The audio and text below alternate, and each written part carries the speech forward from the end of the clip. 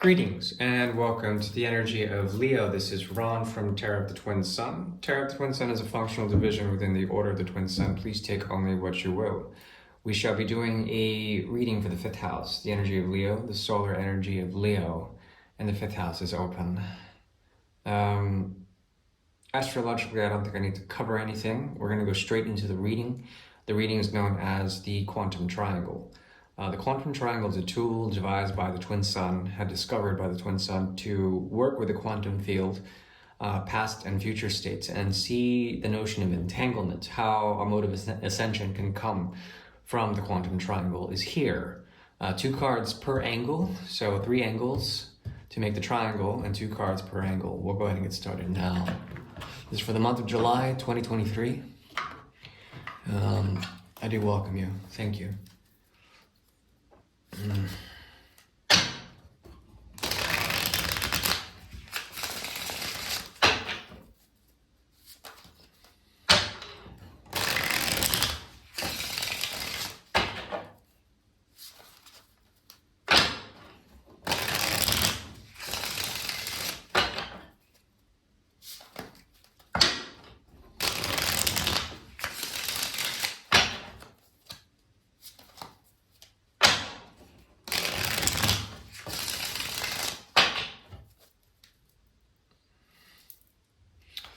Okay, so the main topos, the main end goal of this month essentially is the Fool's Journey. There's something that requires a leap of faith back into an unknown past. The funny thing is that the way this works out is seeking out transforming the past. But the irony is that going into the past is also like going into the future. And with this, you are called to either be reprieved from this need to do something with the past to transform and alter a timeline, or to move forward into the future. This has to do with a new beginning of sorts. Now, the funny thing is that you're going to find yourself in the position of a relationship that creates a sense of restlessness. You are here to balance out the karmic account of that through the energy of transformation. The 8 is very strong, as well as through the energy of Taurus and Libra. So it's important for you to measure out what you're committed to versus what you are indebted to in terms of service to others, and to balance that out karmically, to essentially use this sword of truth, and to find a sense of why you have been restless within this situation. This has to do with trauma.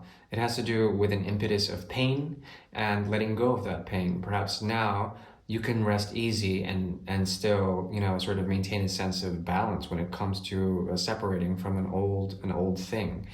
This has to do with the notion of love, how to essentially come to that notion and to be relieved of it in some sort of way. There is a sense of, on the horizon, a sense of balancing. And with this, there also is the need to honor the 5th house, honor Tauran energy through the 5th house. Now, when it comes to the 5th house, it's 5, 6, 7, 8, 9, 10, 11, 12, 1, 2. It's 10 houses away. You're dealing here with karma that you're indebted to in the past. In a way, you're balancing that out, the past and the future, and coming to a present of complete harmony. Okay, this requires judgment. It requires also the ability to know where the stakes lie, how you may be indebted to a past situation, a job position, a karmic relationship of karma, and doing the right action is very important. The idea here is to find the still space and to find the equanimity within yourself, to find the gravity of your own grounding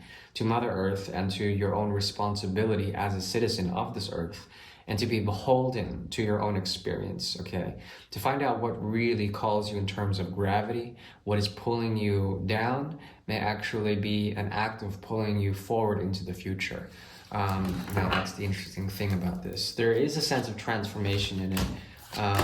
We have here the, it's a bloodied card. The five of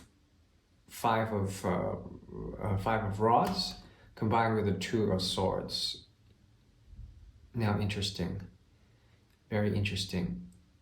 5 of rods is neither positive nor negative, neither upright or downright. Same with the 2 of swords.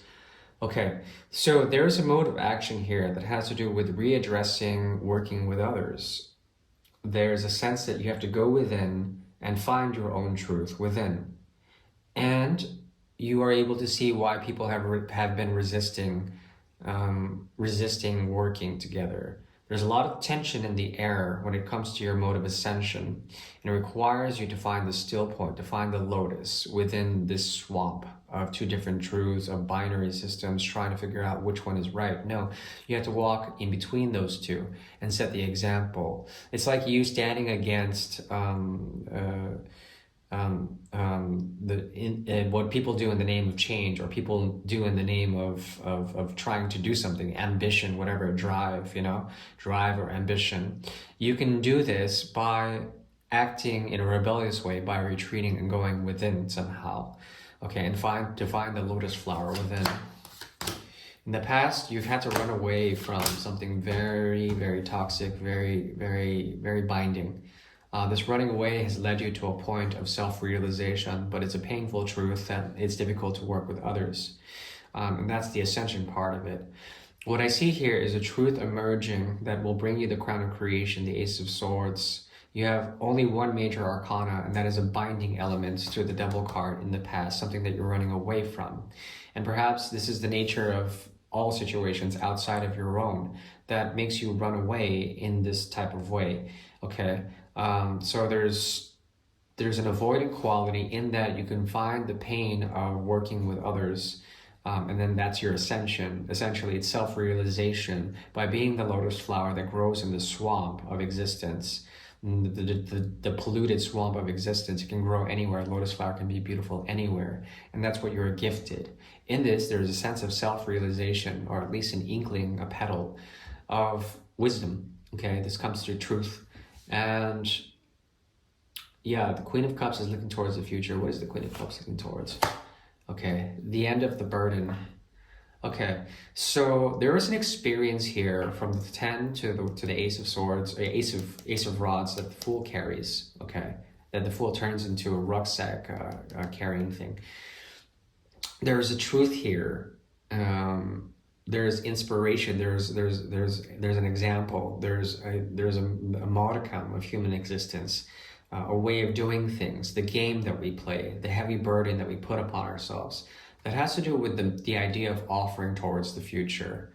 As you do this, you are able to penetrate through the crown of creation to find your truth, find your voice, and essentially bring a sense of restfulness to all of the past.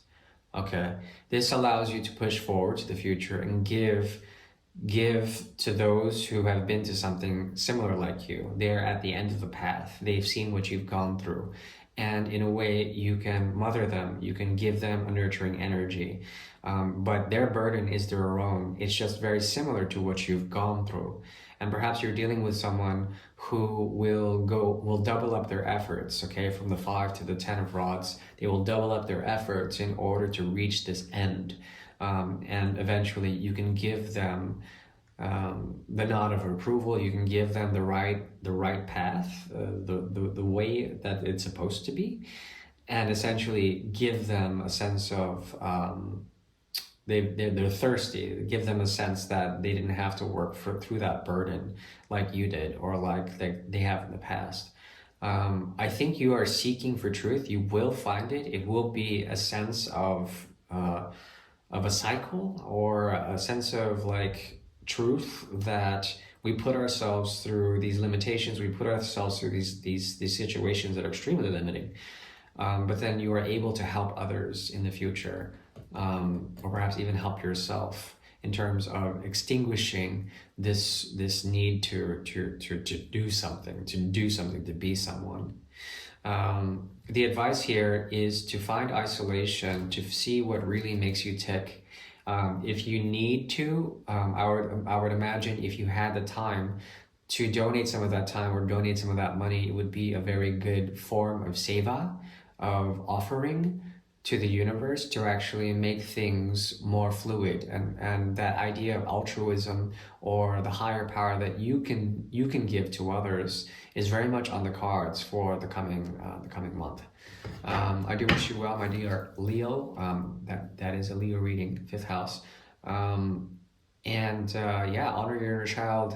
Enjoy the sun and the solstice if you are in the northern hemisphere. Thank you. Bye bye.